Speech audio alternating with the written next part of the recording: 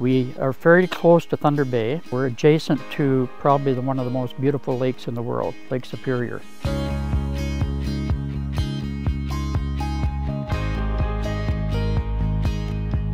One of the unique points in Dorion is Westin Canyon. It's a beautiful place to visit and to bring your kids. Now, Westin Canyon Provincial Park is recognized around the world. We have thousands of visitors that use this bridge and road to get access to those tourist attractions. The bridge consists of steel stringers with a laminated timber deck with a timber wear surface, and it's supported on timber piles. Primary concern with this particular bridge in recent years that has evolved is that the piles at the south abutment and the south pier are both leaning significantly. The steel stringers are starting to corrode badly, and you're starting to get some thinning of the steel material that holds the bridge up. And then the other thing is the geometry of the site. The bridge is at the base of a very sharp hill, and sometimes that lends to problems with trucks driving onto the bridge. There's a lot of impact force. To have up-to-date, safe roads to travel on for our contractors and our employees is a must.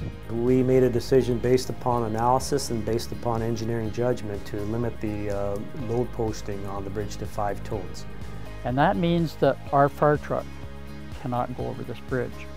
It means that large buses coming up to Westin Canyon or to Eagle Canyon cannot use this bridge. But it means that these vehicles have to go way around to the other end of our community and come across country to these facilities. You always want to take the most direct path to get to where the emergency is. Seconds are vital when it comes to first aid and administering first aid and responding. It's actually our primary point of interconnection to our park. When that bridge is limited to 5 tons, we have to use the alternative route, which does throw a few obstacles in our way during certain times of the year and weather conditions. There are financial ramifications for somebody if they're going to start hauling and they've got to now start taking longer routes. Those are added costs that have to be carried by someone for gas and fuel and the person's time to travel longer distances. One of the options we're considering right now is a multi-plate culvert, which is a half-arch culvert. They're cost-effective to install and construct.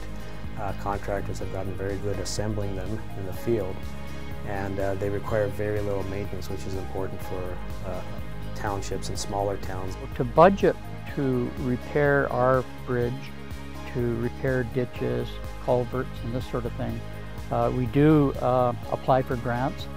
We also budget for it out of our own budget. But it is a challenge, and especially with a bridge like this, when you're talking about to replace it, it could be up to over $1 million. Overall though, it is a beautiful little community, and it's such a pleasure to spread the word.